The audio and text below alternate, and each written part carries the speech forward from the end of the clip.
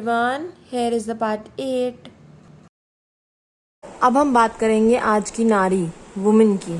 पूरी हिस्ट्री में वुमेन बहुत ज़्यादा इम्पॉर्टेंट रही है। एग्ज़ाम के पर्सपेक्टिव से वुमेन से रिलेटेड एक ना एक क्वेश्चन ज़रूर आता है। उस टाइम पे जो वुमेन की कंडीशंस थी 18th सेंचुरी के अराउंड, वो कुछ खास नहीं थी। पुअर वुमेन को एजुकेशन एक्सेस करने का राइट नहीं था, सिर्फ रिच वुमेन को ही था। वुमेन को फोर्स किया जाता था शादी करने के लिए। इवन रिच वुमेन को भी जब उनको एजुकेशन मिल जाती थी तो उसके बाद उनको शादी के लिए फोर्स कर दिया जाता था। वुमेन को अलग अलग तरह का काम करना पड़ता था, लाइक फ्लावर्स बेचना, लॉन्ड्रेस, या फिर जो रिच लोग थे उनके घर एज अ डोमेस्टिक सर्वेंट रहना। जो वर्किंग वुमेन थी उनकी कंडीशन बहुत ज़्यादा ही ख़राब थी, बिकॉज उनको काम के साथ साथ अपना घर भी संभालना पड़ता था। घंटों लाइनों में लग के ब्रेड भी लानी होती थी, लेकिन उनको काम करने के लिए इक्वल वेजेस भी नहीं दिए जाते थे मेन की तरह। मेन को ज़्यादा और वुमेन को कम दिए जाते थे। इसी वजह से उन्होंने अपने पॉलिटिकल क्लब्स और न्यूज़पेपर स्टार्ट करे।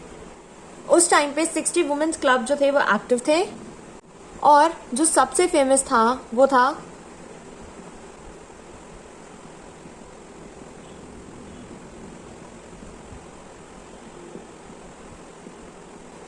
The society of revolutionary and Republican women.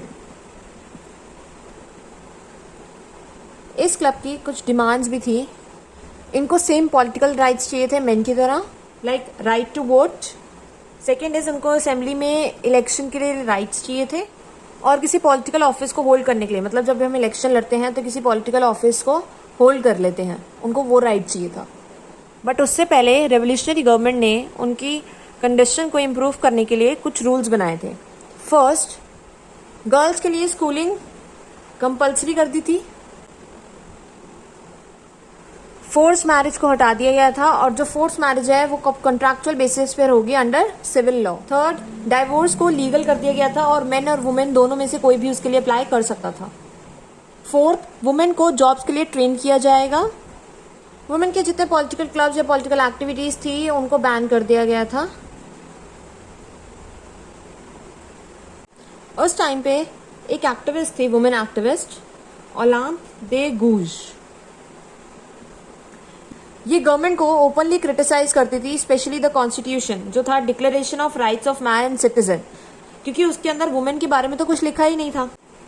1791 में उसने अपना एक खुद का डिक्लेरेशन लिखा, वो था declaration of the rights of women and citizen, और उसने ये डिक्लेरेशन जो है क्वीन को भेज दिया था, जिसके बाद नेशनल असेंबली यानी कि रॉबर्सपियर ने उसको गुलेटिन कर दिया था।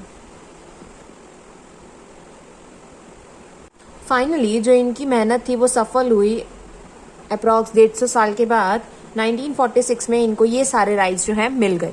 अरे वेट, लाइक, शेयर और सब्सक्राइब करना मत भूलना, और बेल आइकन को भी प्रेस कर लेना ताकि नेक्स्ट पार्ट मिस ना हो। Thank you.